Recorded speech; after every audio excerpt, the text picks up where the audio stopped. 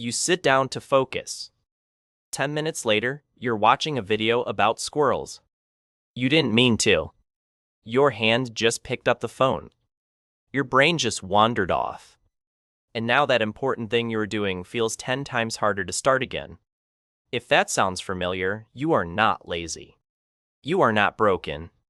You are running a sharp brain on the wrong settings. Focus is not a personality trait you were born with or without. It's a set of habits your brain gets trained into by everything you do all day. The good news is those habits can be rebuilt. And you can start rebuilding them today. So here's what we're going to do. I'm going to walk you through 7 focus habits that sharpen your mind, one clear habit at a time.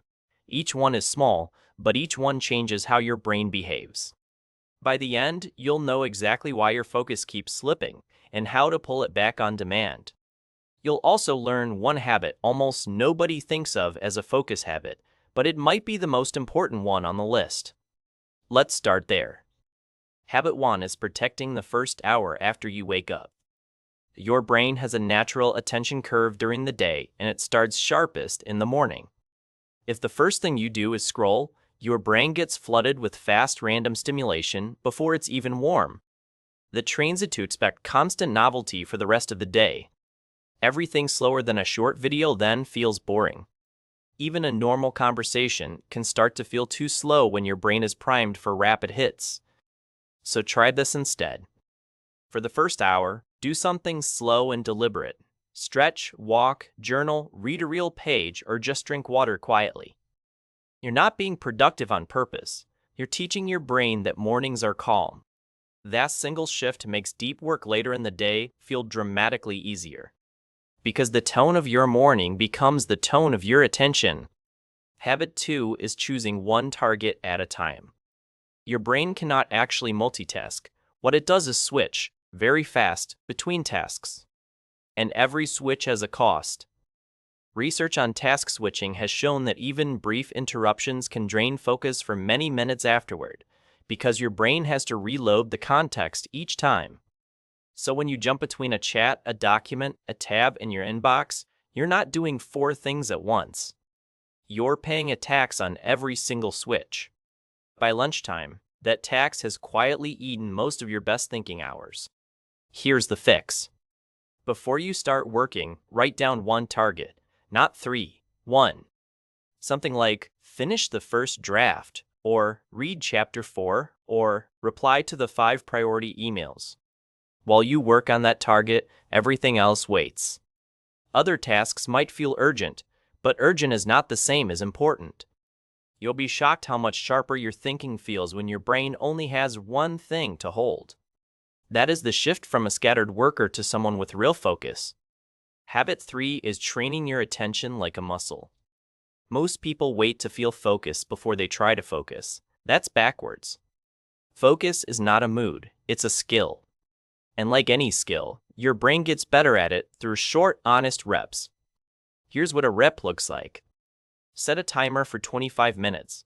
Pick one task. Put your phone in another room, not just face down. Then work. When your mind drifts, notice it and gently bring your attention back. That noticing and coming back is the actual rep. That's where the strengthening happens. You are literally reshaping the attention circuits in your brain each time you catch yourself and return. Do a few of these a day, and within a couple of weeks, your baseline focus rises without you forcing it. The people you think of as naturally focused are almost always just people who practice this small return over and over. They're not gifted, they're trained. And the training is quiet, unglamorous, and available to you starting today. Habit 4 is designing your environment so focus is the easy option. Willpower is real, but it's a limited resource, and it drains fast when your environment is fighting you. If your phone is on the desk, part of your brain is always listening for it, even if it never buzzes. If 10 tabs are open, part of your brain is tracking all of them. Every visible option is a small tug on your attention. 10 small tugs feel like one giant weight you can't quite name. So change what you can see. Close every tab you're not using right now. Move your phone to another room or into a drawer. Clear a small square on your desk that only has what you need for this one task. You are not being extreme. You are removing invisible weights from your mind. When your environment gets simpler, your thinking gets sharper almost instantly. And this is where a lot of people go wrong.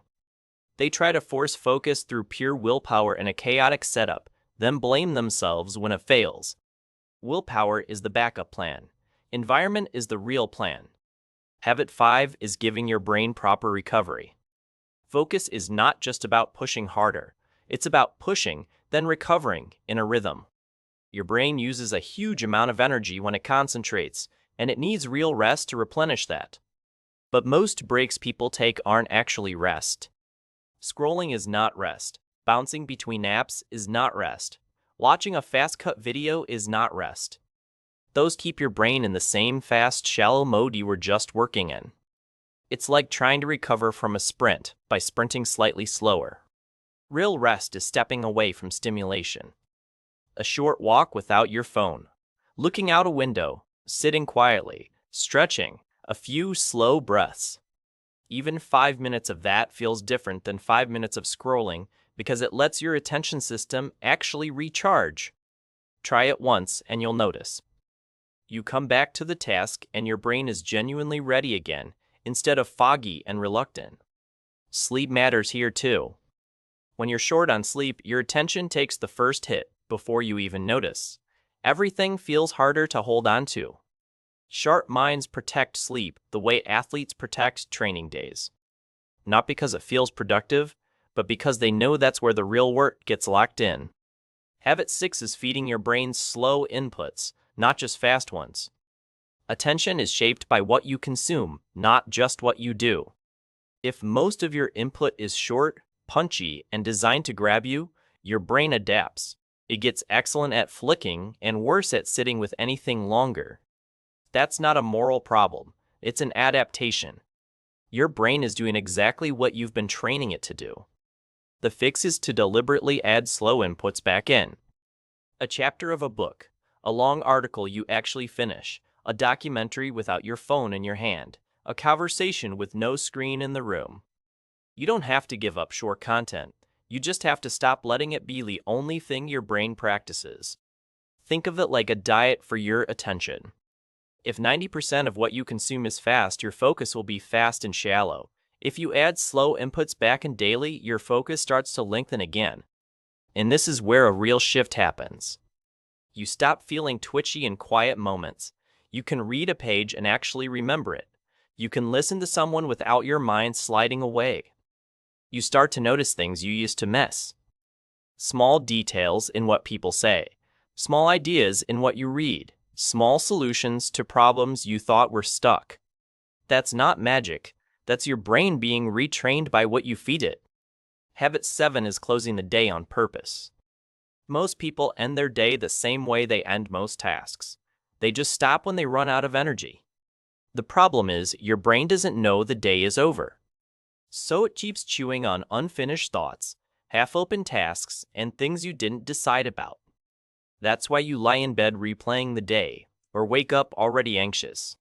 Your mind isn't punishing you, it's still trying to finish the job.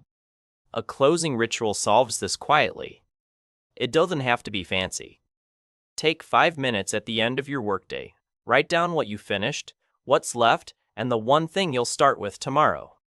Then close the tabs, close the notebook. Say something small to yourself like, "That's it for today." You're giving your brain a clear signal that it can stop tracking. The next morning, you don't start from a fog of half-remembered tasks. You start from a clean, chosen point. Over weeks, this one habit changes how rested your mind feels because it stops running background loops all night. And rested minds focus, tired minds drift. Now let's tie all of this together. Notice something about these 7 habits. None of them are about trying harder. Not one is about grinding, hustling, or forcing yourself. They're all about giving your brain the right conditions to focus, and then getting out of its way. That's the real secret of sharp minds. They aren't fighting themselves all day. They protect their mornings. They pick one target. They train attention in small reps. They shape their environment. They rest properly. They feed on slow inputs. They close the day on purpose. Any one of these done consistently for a week will make a visible difference. Do a few of them together, and your focus becomes something you can actually count on. Not on your best days, on regular days, even on hard days. So here's a simple way to start. Don't try all 7 tomorrow. That's how good ideas turn into pressure and then get dropped. Pick one, just one. Maybe it's the phone in another room during work. Maybe it's the quiet first hour. Maybe it's the closing ritual tonight. Do that one habit for the next 7 days and pay attention to how your mind feels by the end of the week. Then add the next one. That's how a sharper mind is actually built, not in a weekend, in small, honest reps that stack. Each habit makes the next one easier because a calmer brain is a brain that can hold a new habit. Your brain is ready for this. It has always been ready.